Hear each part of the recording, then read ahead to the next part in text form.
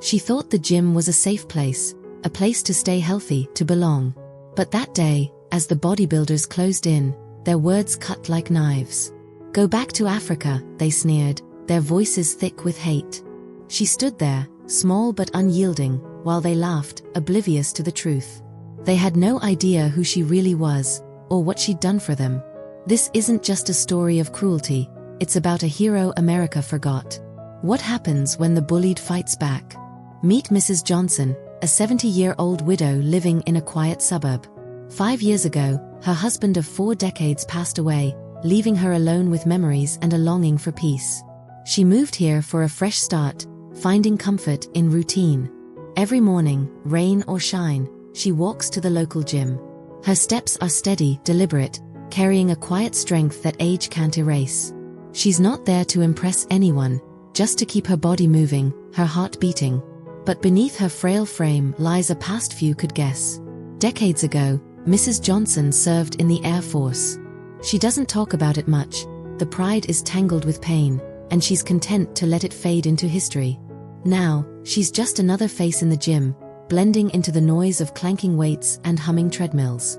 She nods to the staff, shares small smiles with regulars, and focuses on her workout. It's her sanctuary, or so she thought. Across the room, a group of bodybuilders, young, ripped, and full of swagger, watch her. To them, she's out of place, an old black woman in their domain.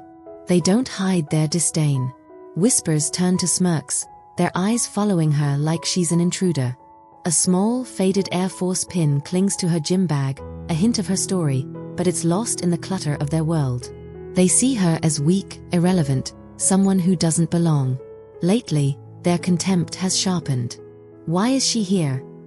One mutters, loud enough to sting. "She should go back to where she came from," another snaps, venom in his tone. Mrs. Johnson hears it all, but she doesn't flinch. She's faced worse, far worse, than their petty hate. She keeps her chin up, her dignity intact, brushing off the words like dust. Then came the day it went further. As she finished her routine, a hulking figure loomed over her, a bodybuilder with a shaved head and a scowl. "This gym isn't for people like you," he growled, his voice low and threatening. "Find somewhere else." She met his gaze, calm but firm. "I have as much right to be here as anyone," she said. He laughed, turning away, but the air felt heavier.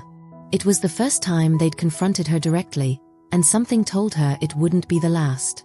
Trouble was brewing, and Mrs. Johnson, unknowingly, was walking into a storm.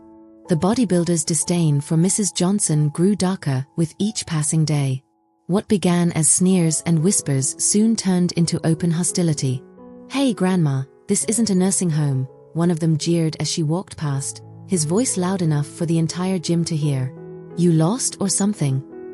Another added, his tone thick with contempt. They laughed, their voices bouncing off the walls, drawing uncomfortable glances from other members. Mrs. Johnson kept her head high, her face a mask of calm. She had faced worse than this, far worse. But the sting of their words was undeniable. It wasn't just the disrespect, it was the hatred behind it, the assumption that she didn't belong. Still, she refused to let them see her flinch. She adjusted her grip on the dumbbell and continued her workout, her movements steady and deliberate. But the bodybuilders weren't done.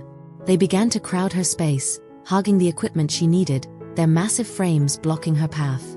"Oops, didn't see you there," one said with a smirk as he accidentally bumped into her, nearly knocking her off balance. The others chuckled, their eyes gleaming with malice. Mrs. Johnson took a deep breath, her heart pounding. She could feel the anger rising, but she swallowed it down. She wasn't here to fight, she was here to stay healthy, to keep moving forward. She stepped aside, finding another machine, but the message was clear, they wanted her gone. The gym staff noticed but did little to intervene. They exchanged uneasy looks, unsure how to handle the situation. Mrs. Johnson was a paying member, just like the bodybuilders, and as long as no one crossed a certain line, they stayed out of it. But the line was blurring, and everyone could sense it. One afternoon, as Mrs. Johnson was finishing her routine, the leader of the group, a towering man with a shaved head and a tattoo snaking up his arm, approached her. His shadow fell over her like a storm cloud.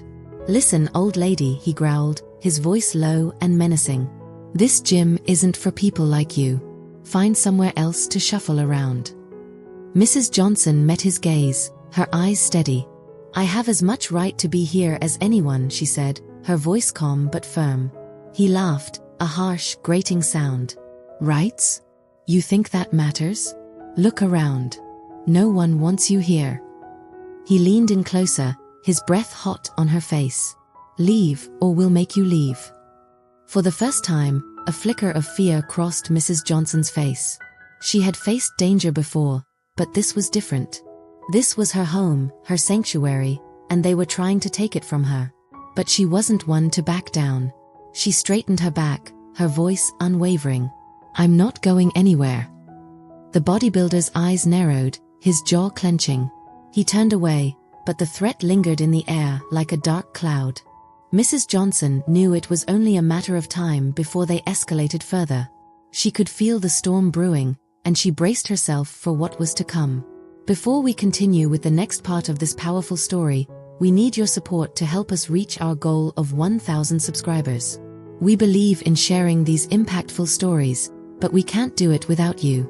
If you're enjoying this journey, please take a moment to hit that subscribe button. It means the world to us. Collision. Also, don't forget to like the video, leave a comment, and tell us where you're watching from.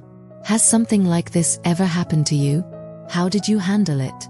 We want to hear your experiences and start a conversation that matters. Your voice is important, and sharing your story could inspire others.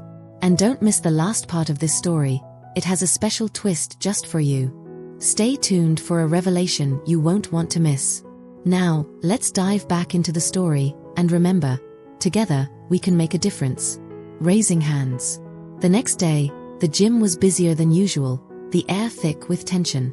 Mrs. Johnson arrived at her usual time, her heart heavy but her resolve unbroken. As she began her workout, the bodybuilders watched her like predators circling their prey. Then, without warning, the leader strode over, his face twisted with rage. "That's it," he snarled, grabbing her arm. "You're done here." He yanked her toward the exit, his grip like a vice. Mrs. Johnson stumbled, her frail body no match for his strength. The gym fell silent, all eyes on the unfolding drama. In that moment, something inside Mrs. Johnson snapped. She wrenched her arm free, her eyes blazing with a fire that had been dormant for years.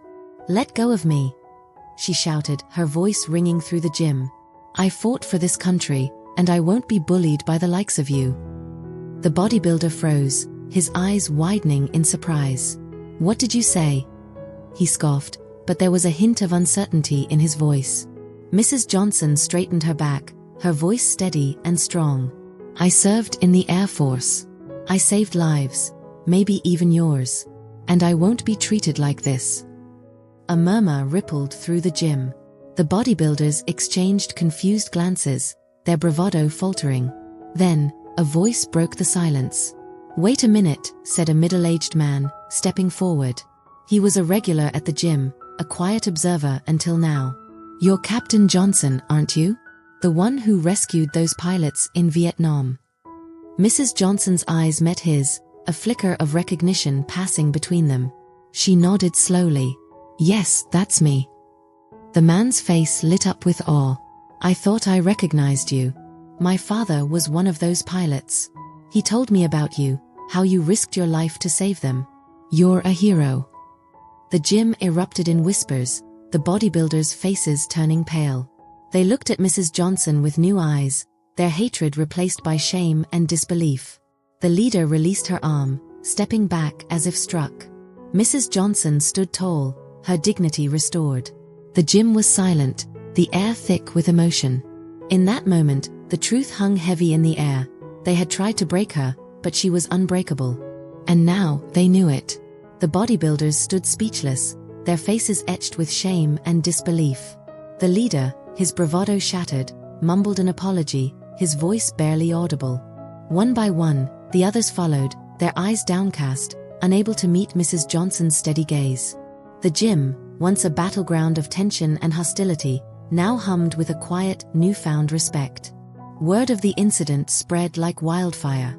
The community rallied around Mrs. Johnson, honoring her decades of service and unyielding bravery. Veterans, young and old, joined neighbors in a ceremony to celebrate her heroism. Local media amplified her story, and soon, her tale of resilience and dignity in the face of racism became a beacon of hope and a rallying cry for change. Yet, the deeper wounds of racism lingered. Mrs. Johnson's experience was not an isolated moment but a mirror to a pervasive societal flaw. How many heroes walk among us, their valor obscured by prejudice? Her story challenged us to look beyond the surface and recognize the strength and humanity in everyone. Thank you for watching this inspiring story of courage and resilience. If Mrs. Johnson's journey moved you, please hit that like button and subscribe to our channel for more stories that matter. Your support keeps these narratives alive. We'd love to hear from you. Have you ever faced or witnessed injustice? How did it shape you? Drop your thoughts in the comments below and let's spark a conversation that drives change. Don't miss out. Subscribe now and turn on notifications so you're always in the loop for our next story. Together, we can build a world where every hero is seen and valued.